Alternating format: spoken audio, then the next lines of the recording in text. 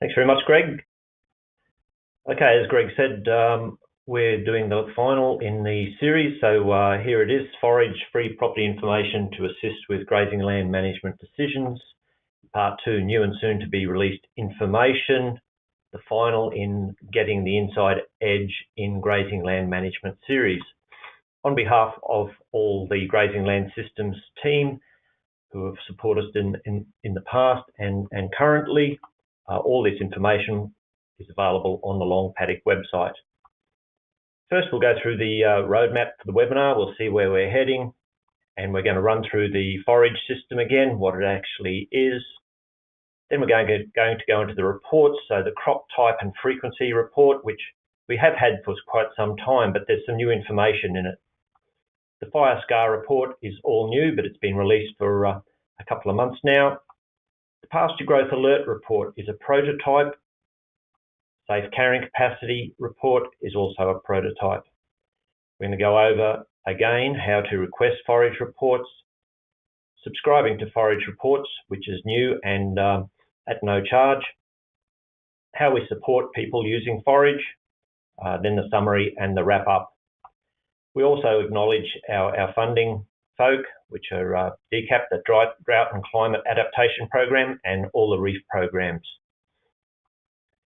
Firstly, the forage system.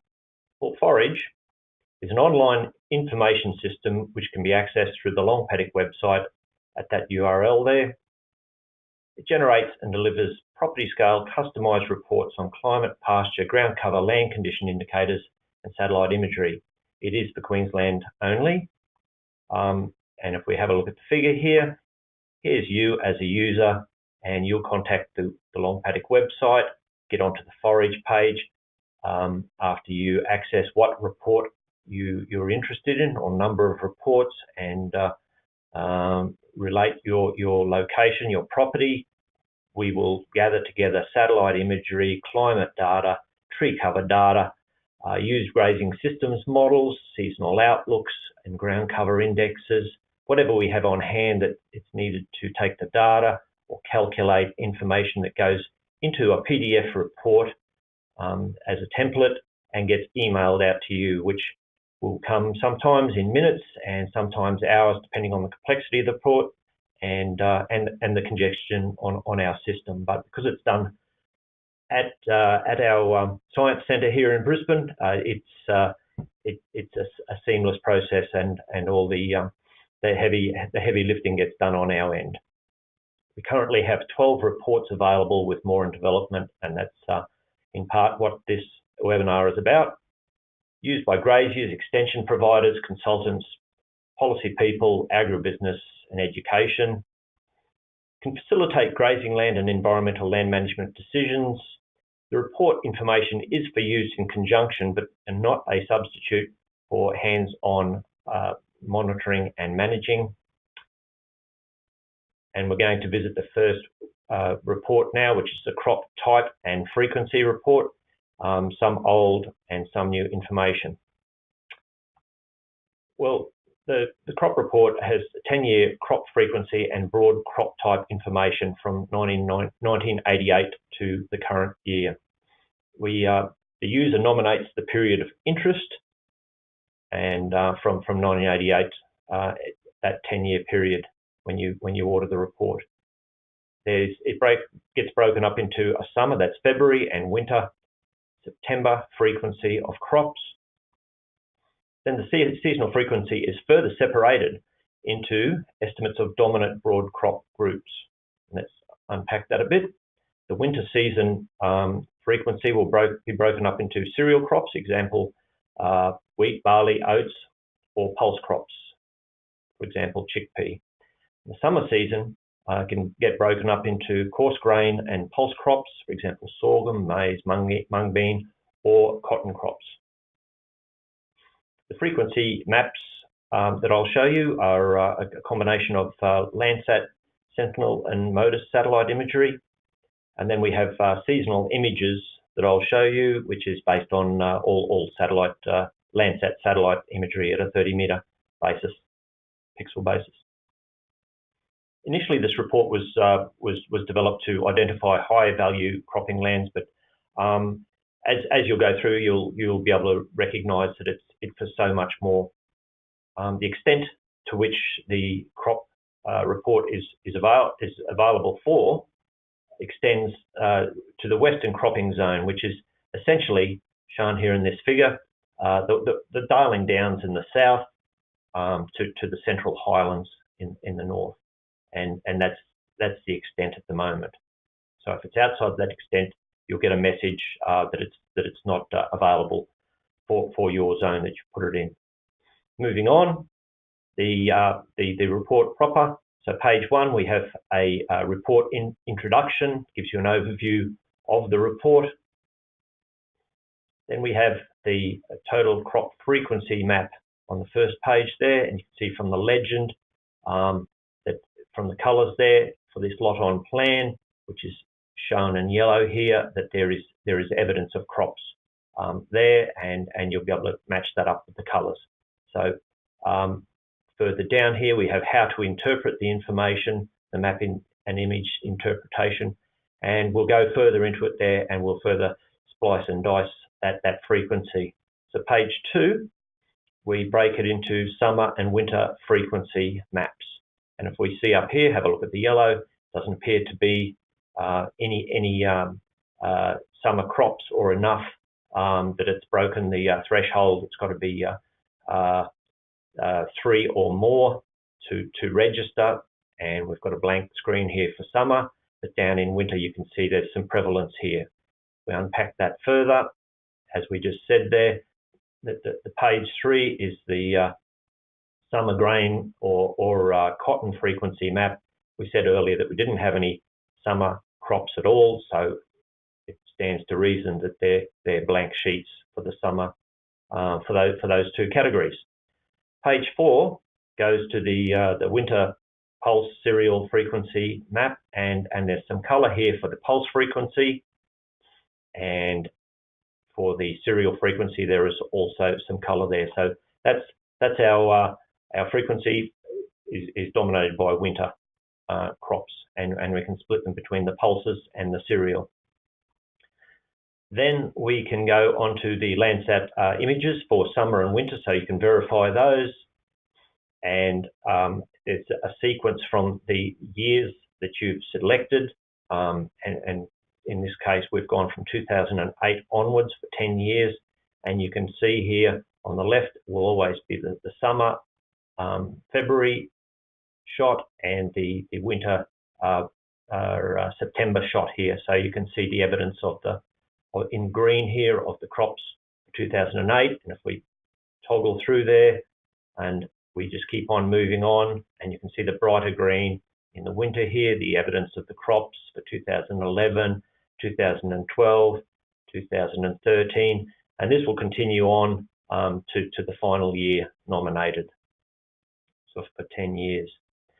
So this the crop report is updated every 6 months, and that coincides with summer and winter. You'd access that on a 6-monthly basis, or for property purchase or sale, or to identify your high-value cropping land. Okay, so that wraps up the cropping report. Very useful report. We move on to the fire scar report, which is new, but we have had it released for a month or so at the moment. Page 1 gives you, again, background information here, gives you an overview of what's in the fire scar report. It explains that it's NOAA satellite data, which we get from the Western Australian government in Landgate. It's around 1 kilometre squared resolution, so it's a bit broad, and 1997 to current is the extent that we get the data for. Okay, we have a location map that you should always look at and verify. Now, our first map on page 1 here is the cumulative fire scar map from 1997 to current, and the purpose of it is to show how many times fire scars were detected for that area from the 1997 period to current. So you can see down here the number of times of fire scars detected, or in the colours here, from 1 up to greater than 10.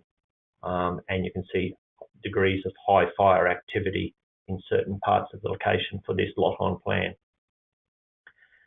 Then down the bottom we have a summary of cumulative of map for the number of fires and the months.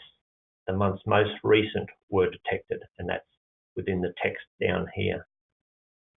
So we'll move on to, we can use this product with other products from Forage, for instance, the rainfall pasture report and the ground cover report, and we'll have a bit of an example of that as we move along.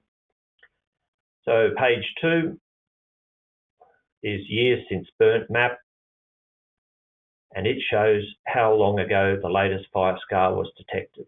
Down here, from years 0 up to 10 or greater than 10 years since detected. The purpose of that is you could use that to check on woody weed control or pasture availability. If there are areas in your place that haven't burnt for a long time, it might be that your fuel loads are just not high enough to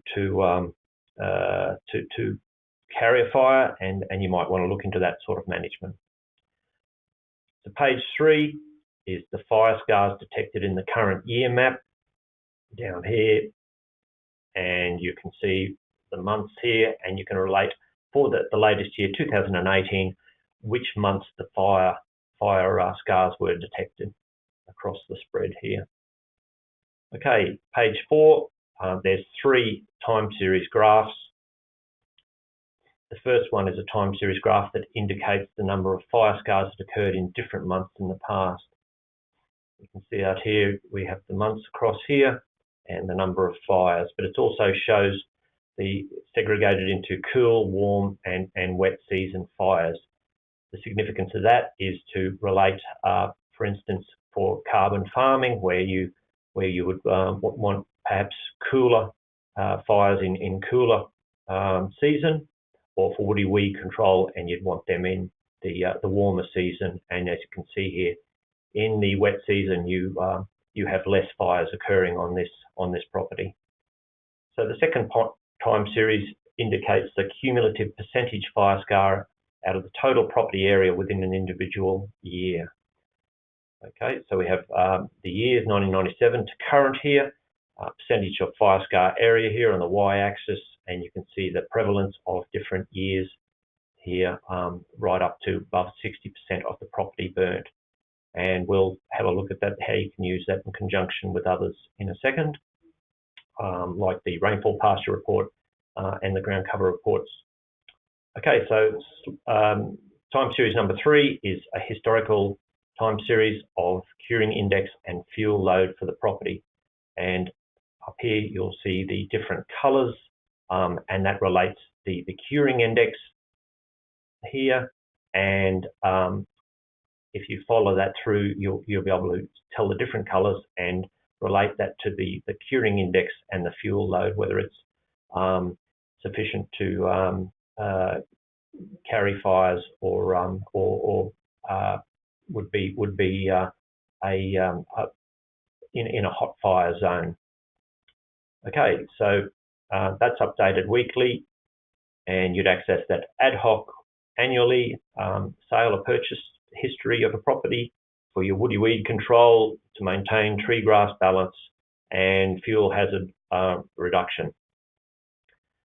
Let's have a look how now you'd use that the percentage area graph and rainfall pasture report.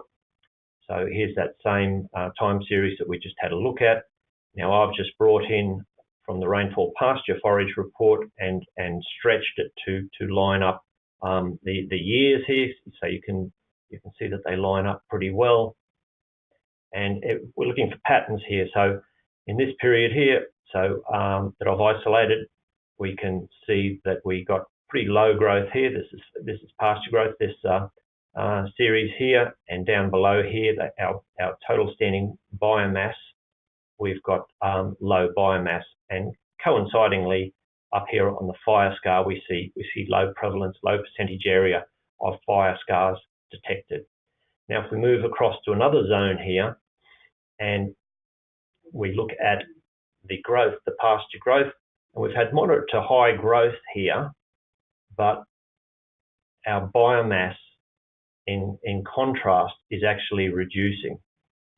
So the rainfall would be all right, the pasture growth's been all right, the pasture biomass is actually reducing, and have a look up here that the fire scar detected percentage-wise has been quite high. So even though that we've had good growth here, we've had it all reduced in terms of biomass by fires.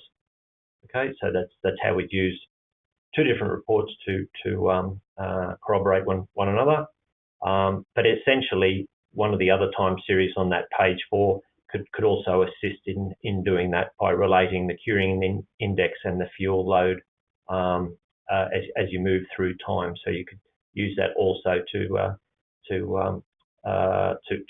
in sync with the one another time series. Okay, we're going to move on now to the Pasture Growth Alert report, which is a prototype, not released at the moment. And it's a four-page report, and we'll just go through it. Its purpose is to assist stocking rate decisions and grazing land management and drought preparation. It has multiple inputs, for instance, rainfall outlooks, estimated pasture growth, and we also use cover percentiles, satellite percentile covers. It will supersede our rainfall pasture growth outlook report because it provides more information. It will be on the subscription list, and there'll be a number of reports that will go on the subscription list, and we'll show you how that works further along the webinar. And it'll be released after further testing, perhaps early 2019. So page 1 of the report, we have the introduction here to give an overview of the report. We have background information, which might give you the location, the area of the lots on plan, the amount of woodiness in FPC, the current month to date of rainfall, and then for rainfall and pasture growth, the last 6 months, 12 months, and the long-term average for the rainfall and pasture growth. We have a map there for the location, and then we have a pasture growth resilience risk indicator, like a traffic light indicator, and it has 6 positions from very low to very high risk. At the moment, this one for this property has a moderate risk of resilience risk to pasture growth. Okay, that's derived by a 3-point decision analysis, and we have 27 risk outcomes that bring us towards ascertaining where on this zone, on this indicator we should be. Breaking that down further, it's based on tercile positions, okay, of a number of things. So terciles are where we take all the data concerned in the past, and we rank that from the lowest to highest, and we divide it up into 3 equal parts: lowest, middle tercile, and the above the middle tercile is the higher, the upper tercile. And in this summary here, we relate that for the past 12 months growth, or the total cover, and the 6-month growth outlook, where those sit in terms of terciles, the upper, middle, or lower. This also links with page 2, as I'll take you through. We do have some other relevant indicators here in terms of the past and forecast rainfall and the ENSO, El Nino Southern Oscillation status. Covered that in webinar 2. So that's other information that feeds into the analysis. Down below here, we have management considerations that are brought on to this risk here, and there are 6 management considerations which are sensitive to the level of risk, and they'll give you a broad idea of what you could be doing for the level of risk that's ensuing. Page 2 is the pasture growth accumulation history. So here we have a time series of pasture growth history, it's accumulative, and that's on the y-axis here. It's for a moving 12-month period at the moment, November through to October, and that will, as you order, and we move along in time and order the reports, that this will move on in a 12-month fashion to suit when you ordered it.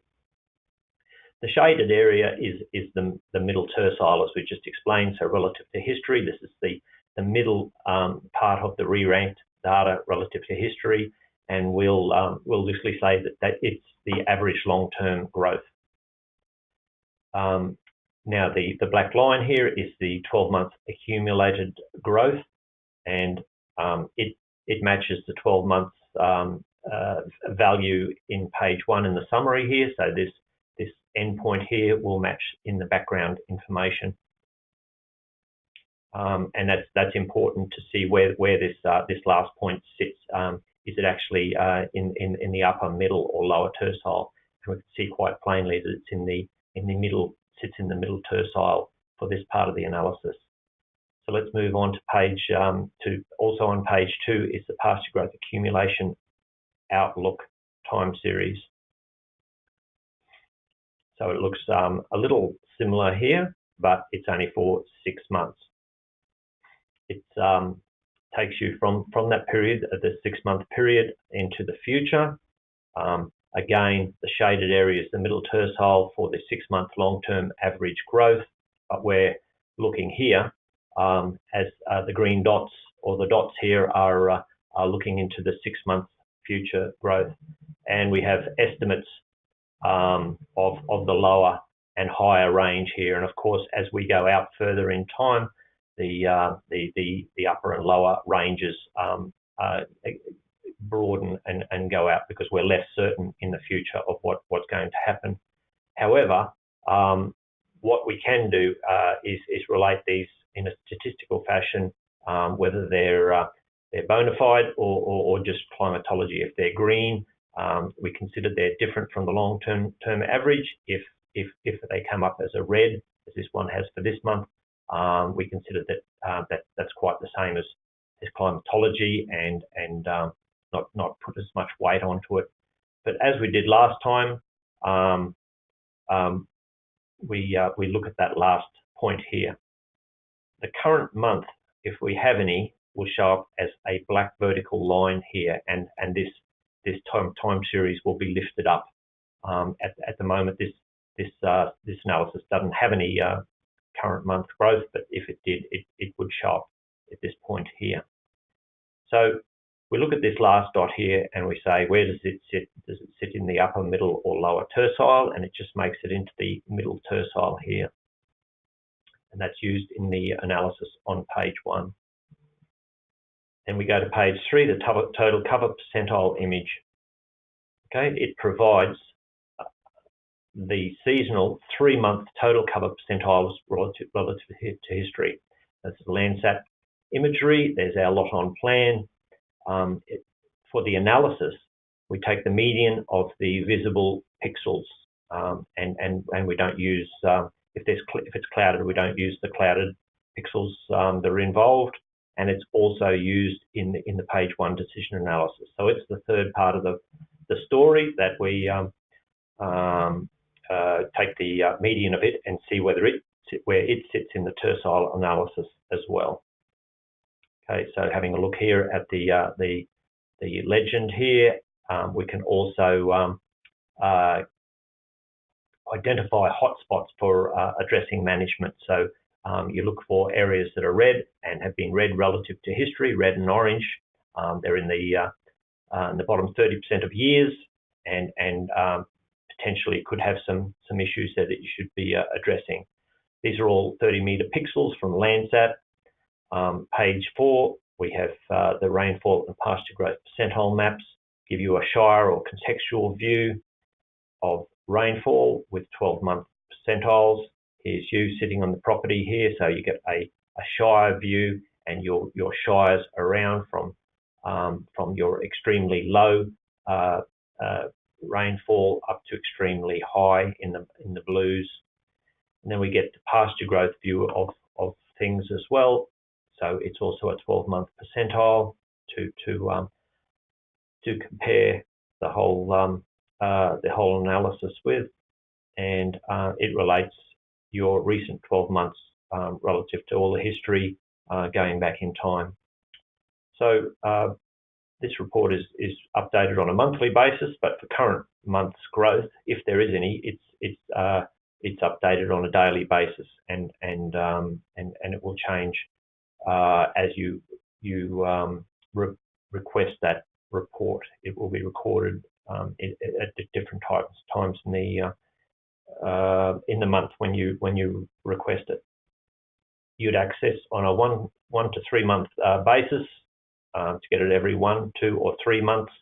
Use that through the subscription option for stock adjustments, drought awareness, grazing land management decisions in your best management practice workshops and modules, and for purchases and sales.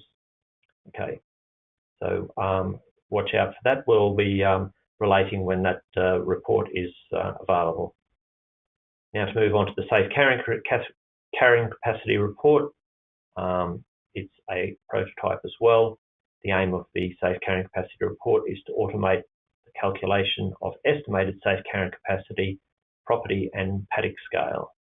Maintain some user control over the issues, including land condition state. We use the best science available, for example, optimizing of our model cover against Landsat green cover. Its users are as a general discussion tool and information for graziers consultants on safe carrying capacity, to check out stock numbers of versus safe carrying capacity and best management practice, to check out the benefit of area watered with supplementary waters and fencing. We will unpack what's used in the safe carrying capacity report. If we get the property boundary or paddocks from you, we will overlay that with land types. If you are able to share your watering points, we can work out the distance to water and relate that terrain in a discounted fashion to better calculate the access to pasture and water, and use the tree and woody cover layer. Then it'll be the safe pasture utilisation and water and terrain that we make into a composite here. We integrate all the components, and every one of those integrated components gets run with our pasture model. It takes quite a while to do this, sometimes up to half a day. And then we optimize every land type with our pasture growth model, and use satellite green cover as well to see whether they match. If they don't happen to match, and this one is not matching well, we'll run it again and optimize it and use the green cover to push the model to have more agreement. The result and the output is related in a carrying capacity summary for paddocks. So lists your paddocks here, the total area of those paddocks, if you've got any area not grazed within those paddocks, and then we use the carrying capacity here in terms of AEs from A condition land, B and C and D. In AEs, or the stocking density hectares per AE in the land condition A, B, C or D. We also do that in terms of the land types and the corresponding carrying capacity for those land types. See the land types here, the land type code, the area of that lot on plan or property in terms of hectares per land type, and again we've got the AEs for by land type by land condition for that property for the land type. And we also, for A condition, put the stocking density here and the median pasture growth, the long-term median pasture growth kilos per hectare per year. And we also supply a map of the paddocks, or just the property itself. But in this term, we've had the paddocks, so it will list the paddock names and the number of AEs under best condition, under A condition. There'll also be a summary here that'll relate the total number of AEs for this property under A condition, and also if we consider there's a feral or animal or a kangaroo density for this property, we'll put that estimate that's included in the safe carrying capacity, and then the discounting that we do for B, C and D condition, and the annual feed intake for an AE as well. So what's our progress on the safe carrying capacity prototype? If you provide your lot and plan to us, and we assume it's fully watered, we can give you a total adult equivalent result. If you give us a shapefile of paddocks and water points, we can give you give you those results on a finer scale. In my FORAGE, which is a premium model of this, which we'll show you next slide, it allows us to digitize the watering points and fences.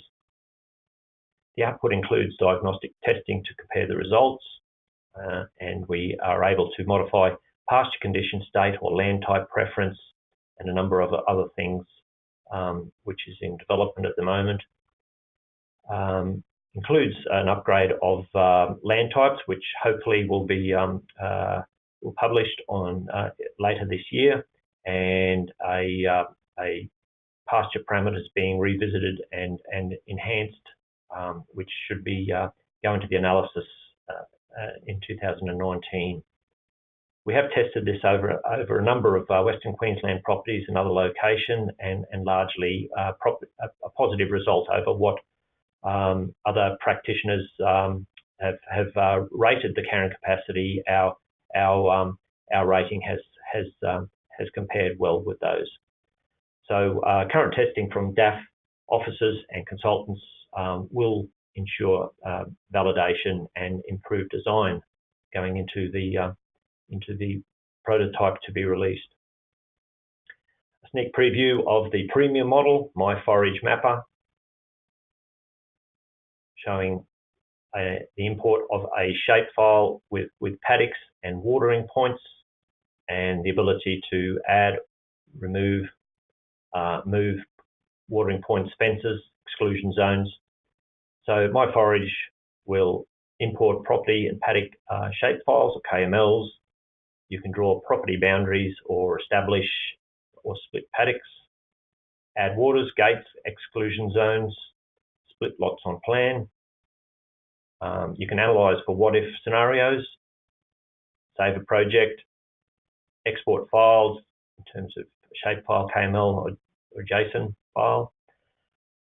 Order all these, all the FORAGE reports that we have. You can order those direct from the program when it becomes available. But back to how we order FORAGE reports currently. On the Long Paddock website, you would go to the FORAGE button we see up here circled. It will show you this page. Over here on the sidebar, we'd have a report examples and about FORAGE that you'd be able to go in and see a preview of what each report contains and an example report. So up here, you'd in a drop-down menu, you'd select your FORAGE reports, and you can select one or many. You can specify the location using lot on plan if you know it, or lots on plan, or you can use the geolocation button, enter your property name. If that doesn't come up, you put your property address, so the road address, and it will find it on the digital cadastral database here, the DCDB. You select that, add it, and it will appear up here in this box. If other properties around belong to this lot on plan, you click those and simply add them to the list. You then add your email address and the label, and if you were doing these for a workshop BMP, it'd be good to put the labels in here so you can sort out the different properties and avoid confusion. Hit submit, and those reports will be sent within minutes or up to a few hours, depending on complexity and our congestion at our end. The subscription option for selected reports, you can, for instance, the drought assessment report is available for subscription. You select the drought assessment report, or you look in here into this tab here, which shows the subscription service and explains how you would do that and what reports are actually on the subscription list. These are all free, no charge, of course. It just allows you to select the report that you want to receive more often and don't have to go in and remember to request it. Down the bottom will be a subscription service button here that allows you to say, no, I don't want a subscription, or I want to receive it every 1, 2, or 3 months going on in time. Again, you would put your email address and a label, hit submit, and you will get that report at whatever you've related here, 1, 2, or 3 months. To unsubscribe, you would email us at longpaddock@qld.gov.au, and we'll take you off the list for that report. If there's multiple reports, well, you have to subscribe to each one separately as it comes up. Now, how do we support our forage users? Well, there's within report information, as I've related through the webinar, and on the web page, there's information for each report, plus questions and answers. There are a number of two-page quick guides for ordering what's available and how to quickly relate what different reports are. We also have a very detailed forage guide. We also have the awareness videos that are available on the first page of the forage website, and we hope to do some instructive videos that will be very short and relate the best bits out of how to use all the forage videos reports. And you can contact us at longpaddock@qld.gov.au. So a summary of the new forage reports. Forage provides latest technology products to assist with awareness and land management decision making. It's online, free and easy to access, now with a free subscription option to many reports. Has a track record over time, despite us not really marketing it in a big way. It's a niche market for graziers, extension staff, best management practice, consultants, education and policy. The reports support analysis with other forage reports, for instance, the fire scar report with rainfall and pasture report, or the ground cover report. Linkages with other products, shapefiles that you can use from forage that can be used in GIS programs, Google Earth or Veg Machine. The report information for use should be used in conjunction, but is not a substitute for hands-on monitoring and managing. And there is support across the BMP movement and Department of Agriculture and Fisheries and NRM groups through Queensland. There will be improvements to reports and they will continue through time. The prototypes that are in development that you've seen in this webinar will be announced on release, for instance, through the Future Beef media or webinars. So just to wrap up now, this concludes the Getting the Inside in Grazing Land Management series. The webinars are now available at this location here, or see below. Go to the webinars, the Long Paddock website, go into About, and you'll see the webinar tab. Any questions and suggestions, please email the Long Paddock team at that email address there. You can watch future webinars and for new releases and to demonstrate products. All that information is available on our Long Paddock website. Thanks very much, Greg, for supporting us and the whole Future Beef team, and hope to see you when we've got some new webinars.